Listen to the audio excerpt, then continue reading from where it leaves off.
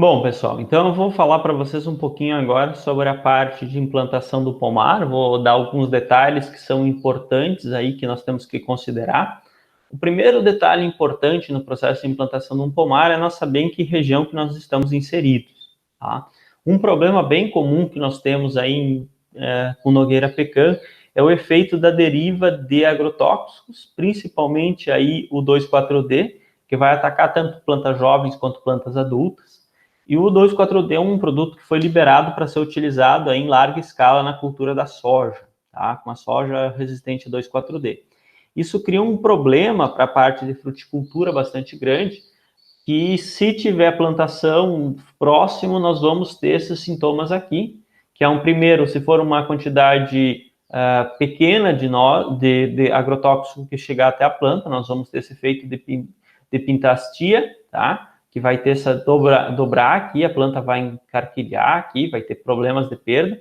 E se for um pouco mais forte o contato com 2,4-D, nós vamos levar aqui ao desfolhamento e morte da planta.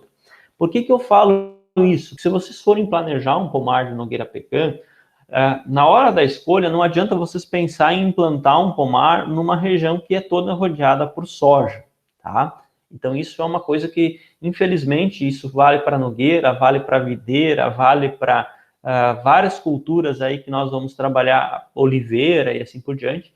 A presença de 2,4-D próximo é o que tem um efeito mais significativo aí sobre as nozes, e nós temos que considerar isso para nós, daqui a pouco, pensar em não implantar ou buscar um outro local para fazer esse cultivo. Então, buscar um local que não tenha ou que seja mais protegido da possibilidade. Mas também para a gente poder se defender, né? De poder questionar e poder também, daqui a pouco, cobrar que esse produto saia do mercado.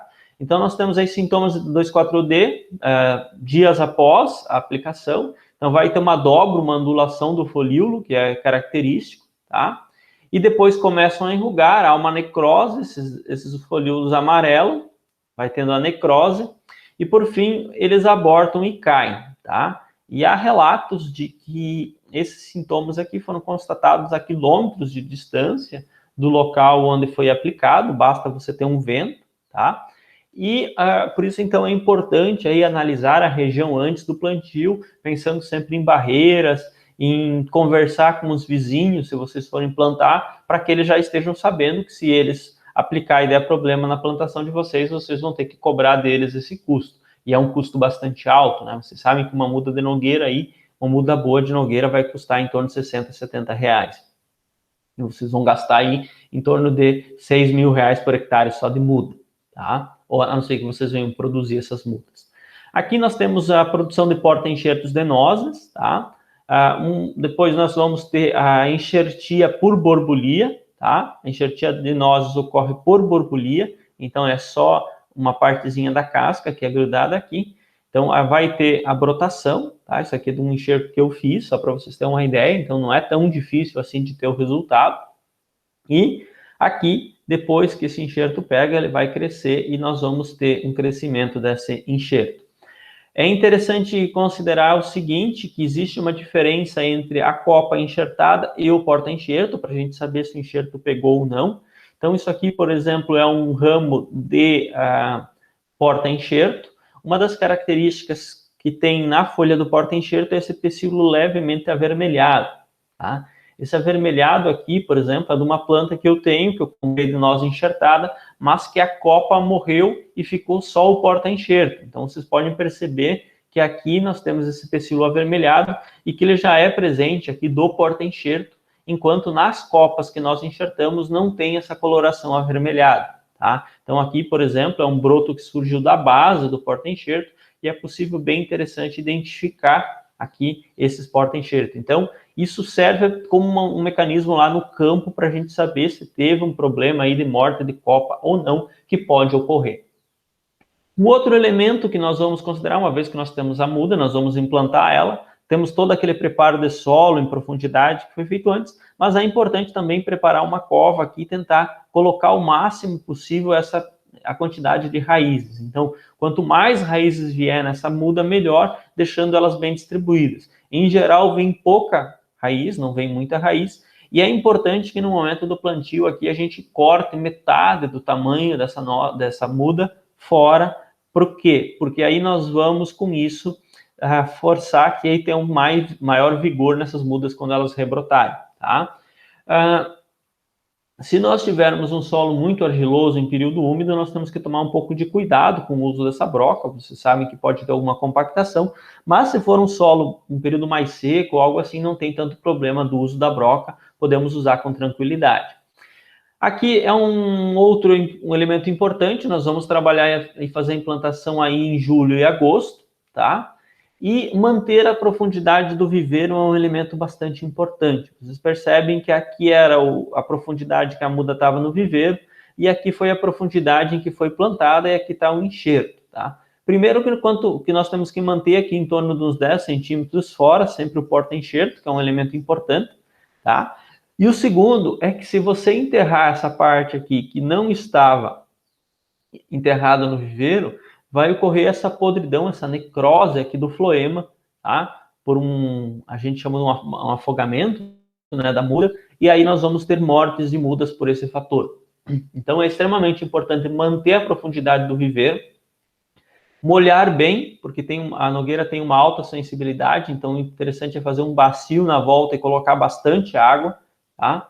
Aí então aplicar água ainda com a cova aberta para molhar bem no fundo, e depois do transplante mais uns 20 litros, então vai colocar em torno dos 40 litros de água no local. Pensem que vocês estão pagando 60, 70 reais uma muda, que é caro, e depois vai comprimir esse solo para ficar bem firme.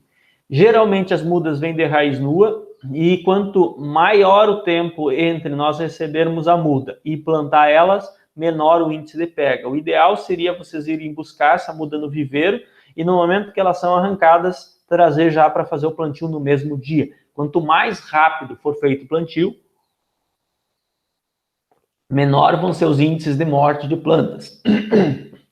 Então, a busca por mudas que vão ser plantadas e transplantadas rapidamente é o melhor. É muito comum, às vezes, vocês pegarem uma muda numa floricultura, por exemplo, que ficou muito tempo, e aí vocês têm um índice de pega baixo, o que é ruim porque a muda é bastante cara.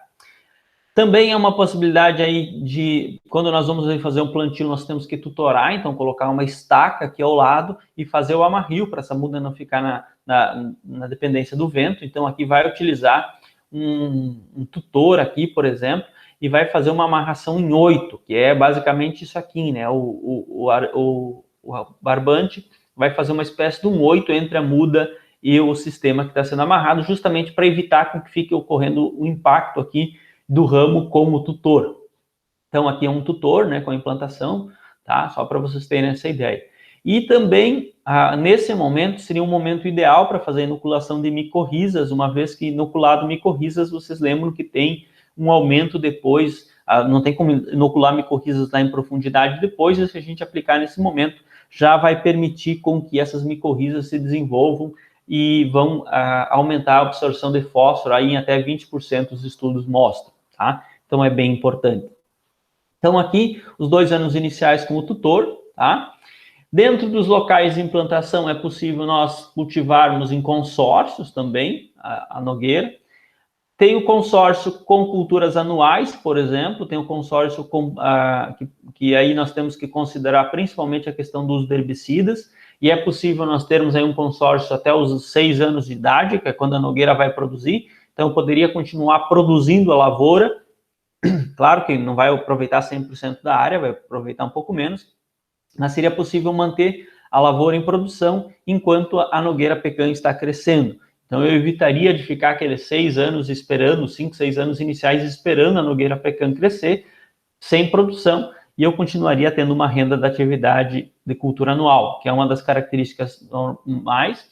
Uma possibilidade é fazer consórcio com culturas perenes, como erva mate, essências florestais.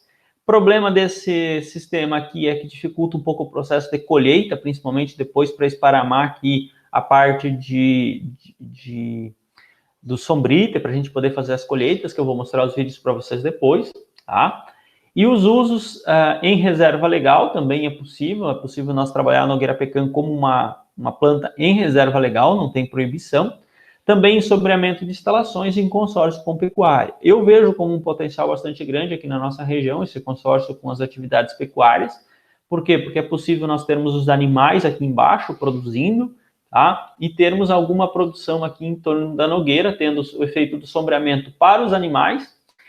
A produção aqui é possível ser mantida e ainda ter a produção dos animais e da nogueira. Então, a única coisa que aqui o ideal é fazer um espaçamento um pouquinho maior. Então, se coloca um espaçamento de 12 por 12, em vez do 10 por 10, que é o mais comum, e vai trabalhar aí com em torno de 70 plantas por hectare. É importante esse consórcio, principalmente pelo seguinte: quando nós trabalhamos sem consórcios, nós colocamos o espaçamento de 10 por 10, mas depois nós vamos ter que fazer raleios de plantas ali pelos 15, 20 anos, que eu vou mostrar depois para vocês. E se eu trabalho com consórcio, eu já continuo tendo uma renda, e embora a produção não está tão alta no início, eu não preciso fazer esse raleio de plantas depois. Então, é um elemento aí que evita um custo da gente implantar árvores para depois ter que cortar elas fora, tá? O importante é que tenha uma proteção dos animais nos primeiros anos, porque os animais comem, derrubam, destroem aqui. Então, aqui os bichinhos são bastante danados e causam danos, né? Então, os danos por animais aí devem ser considerados para a gente poder ter uma proteção dentro do local do implantio. Então, tem que ter esse cuidado, mas dá para utilizar material aí de refúgio de serrarias, por exemplo, de serrarias, e trabalhar com isso para a proteção das plantas até uma certa idade. Bom, em consórcios com lavouras anuais, aqui um consórcio com lavoura no segundo ano, um consórcio com lavoura no quarto ano, tá? Vocês percebem que ainda é possível ter uma boa produção aqui no meio, aproveitando em torno de 40%, 50% da área aqui, um pouco mais, até 60%, enquanto estão se desenvolvendo as plantas de nogueira aqui. O cuidado que, como eu comentei, tem que ter em relação ao uso dos herbicidas aqui, que vão ter que ser reduzidos. Além disso, é possível utilizar a nogueira pecanha em áreas de reserva legal, não estou falando em áreas de EPP, tá? Que seriam as áreas de proteção permanente, mas sim nas áreas de reserva legal. E também há um potencial aí de uso na cobertura de instalações, desde que vocês não vão fazer coleta de água da chuva, porque senão essa folha aqui, como ela é caducifólia, vai entupir os sistemas de calhas depois, né? Mas se vocês forem pensar em um sistema de produção, por exemplo, de frangos, você pode fazer uma fila de nogueira pecan, que vai dar sombra no verão, que é quente, e que vai estar sem folha no inverno, que é frio. Então você consegue contemplar aí as duas situações, atendendo a demanda aí de sombra e de sol, e que funciona muito bem aí quando a gente pensa em instalações. A única coisa que, como eu comentei, tem esse problema da queda da folha, entupir aí as calhas, e que se você está trabalhando com coleta de água da chuva, isso complica um pouco, tá? Aqui nós temos um processo, como eu mostrei lá para vocês, a produção começa lá pelo terceiro, quarto ano, aqui plantas com 5 anos, desde que sejam plantas enxertadas, elas vão ampliando gradativamente até lá pelos 12, 13 anos, e depois a gente começa a ter um pouco de alternância de produção, tá? Então aqui é um pomar com 6 anos, que chegou a produzir até 1.800 quilogramas, em consórcio, mas isso aqui é aquela questão que eu mostrei para vocês, a produção vai ficar na média ali de 2 toneladas por hectare, não vai continuar subindo indefinidamente, tá? Então é um elemento para ser considerado. Aqui um pomar adulto, as plantas vão ficar adultas, podem chegar aí até 20, 30 metros de diâmetro de copo, tá? E nós vamos ter, em média, de 2 a 3 mil quilogramas por hectare, como vocês viram lá na produção. Só que isso nos anos bons, né, 3 mil quilos por hectare. Em anos ruins, vocês podem ter menos. Então, tem que trabalhar que vocês podem ter anos bons e anos ruins.